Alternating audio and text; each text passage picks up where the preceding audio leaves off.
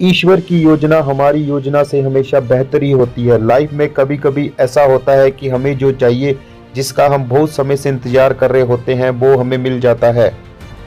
लेकिन कुछ ही पल में हमसे वो वापस भी चला जाता है। हमारे हाथ से वो सारे मौके चले जाते हैं जो हमें बहुत समय के इंतज़ार के बाद मिले होते हैं। ऐसी स्थिति में हम ईश्वर को कोसने लगते हैं। हम ईश्वर से कहने लगते हैं कि आपने मेरे साथ ऐसा क्यों किया? कुछ समय के लिए हमारा भरोसा ईश्वर पर उठ जाता है, किंतु कुछ समय के बाद हमें ये एहसास हो जाता है कि जो हुआ वो हमारे लिए अच्छा ही था। एक छोटा सा 2 साल का बच्चा खेल रहा था। खेलते खेलते उसके हाथ में चूहे मारने की दवाई आ जाती है। बच्चा नादान था, वो नहीं जानता था कि ये चूहे मारने की दवाई है।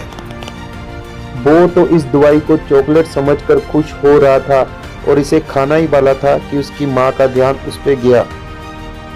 माँ ने तुरंत बच्चे के हाथ में से वो चूहे मारने की दवाई छीन ली। बच्चा जोर जोर से रोने लगा। बच्चे के रोने के बावजूद भी माँ ने उसकी एक नहीं सुनी और वो दवाई उसने कहीं और छिपा दी, क्योंकि बच्चा नहीं जानता था कि ये चॉकलेट नहीं चूहे मारने की दवाई है। पर माँ तो जानती थी कि ये चूहे मारने की दवाई है और ये मेरे बेटे के लिए सही नहीं है।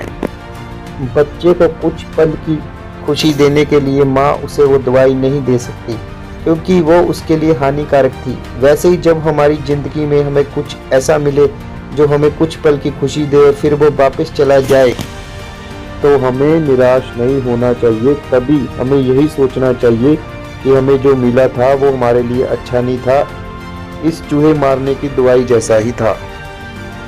जैसा माँ ने बच्चे के हाथ में से इस चूहे मारने की दवाई को ले लिया, वैसे ही ईश्वर ने हमारे हाथ में से वो ले लिया, क्योंकि वो हमारे लिए अच्छा नहीं था। कभी कभी हमें सही और गलत का फ़र्क इस नादान बच्चे की तरह पता नहीं चलता है, पर जैसे माँ को पता था वैसे ईश्वर को सब पता होता है। इसलिए हमें ईश्वर की योजना पर भरोसा रख के हमारे साथ जो हुआ है वही हमारे लिए बेहतर था, ऐसा सोचना चाहिए।